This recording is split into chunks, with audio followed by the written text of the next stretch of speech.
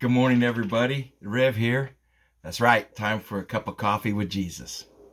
Good Rwandan coffee this morning. Man, this is good stuff. Today I was going to talk about servant leadership. That's right, servant leadership. I was reading in the Word in Matthew 20, starting with verse 20. This is a story that every time I read it, I get a little something different out of it. And it says, Then the mother of the sons of Zebedee came to Jesus with her sons, bowing down and making a request of him. And he said to her, What do you wish? And she said to him, Command that in your kingdom these two sons of mine may sit, one on your right and one on your left. But Jesus answered, Do you know what you are asking? Are you able to drink the cup that I am about to drink? They said to him, We are able. He said to them, My cup you shall drink, but to sit on my right and on my left, this is not mine to give, but it is for those for whom it has been prepared by my Father. Then it goes on down, this is verse 24. And hearing this, the 10 became indignant with the two brothers, but Jesus called them to himself and said, You know that the rulers of the Gentiles lord it over them, and their great men exercise authority over them. It is not that way among you, but you, whoever wish to become great among you, shall be your servant. And whoever wish to be first among you shall be your slave. Just as the Son of Man did not come to be served, but to serve, and to give his life a ransom for many.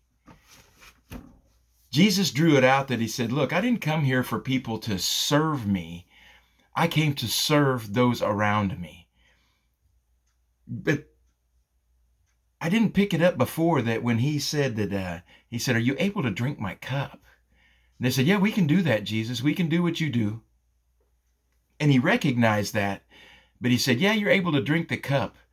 But are you able to fully give from what is in your heart? Because when that happens, the Father makes a decision, not me.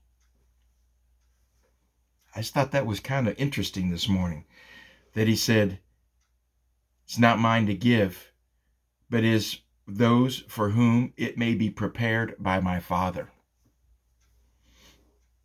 I like that. It's like we serve Jesus because we're servants for Christ.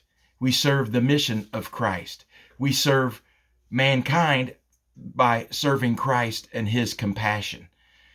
And if you don't understand his compassion, this is the part that really got me. So I continued to read this morning because it's just a couple chapters or a couple verses more to finish out the chapter. Man, I got itchy nose.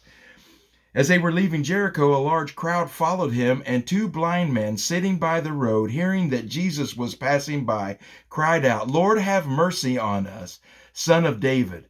The crowd sternly told them to be quiet, and they cried out all the more, Lord, Son of David, have mercy on us. And Jesus stopped and called them and says, What do you want me to do for you? They said to him, Lord, we want our eyes to be open. Moved with compassion, Jesus touched their eyes, and immediately they regained their sight and followed him. It's funny that two didn't have sight for the kingdom, and right after that, two of them recognized, we're blind and we want our eyes open, and he said, it's done, and they followed him. Without asking, they followed him. They said, just cried out. I'm just amazed how it's just like two were blind to something, and then right behind it, he corrected them and said, I didn't come to be served, I came to serve. And that's what you should have in your heart of hearts, is that you should want to serve people and not want a position of authority. And yet the two right behind it that were out in the crowd that hollered because they needed something from Jesus. And again, he always asks, what do you want? What do you want? The word says that he'll give you the desires of your heart, but it's the desires of your heart that line up with what he has for you.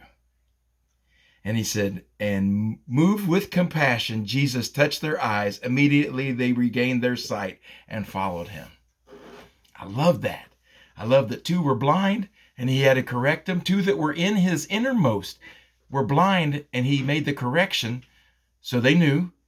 And then 2 that were strangers to him, he said, what do you want? And they said, we want to see, Lord. We want to see like you see. And he healed their eyes. And then after their eyes were healed, they followed him. They followed him. I love it that Jesus washed the feet of the disciples, and they were a little indignant about that too.